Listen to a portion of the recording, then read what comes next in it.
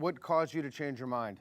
He reminded me, I guess, of something I've heard before, but stateless people are a huge problem for the world. And the idea of having somebody come in here, give birth to a child, and they don't have citizenship in the United States, and then the legality of that person coming in is questionable. Like sometimes the question of where you deport them to. Are you creating stateless people without citizenship? Because it's unclear if they would even have citizenship in another area. So that was the reason why I changed it. Is that sufficient to move anybody else?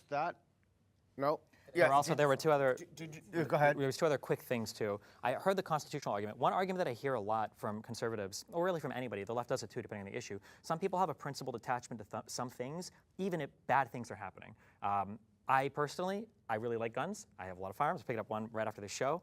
I think that there are bad things that happen with guns in this country, and I think some people abuse the Second Amendment. But I would never say, well, let's get rid of the Second Amendment because some people abuse it. Much the same, I think birthright citizenship is amazing. I love the Reagan speech where he talks about how I could never become French or Japanese in the same way a Frenchman or a Japanese citizen is Japanese or French, but anybody can become an American.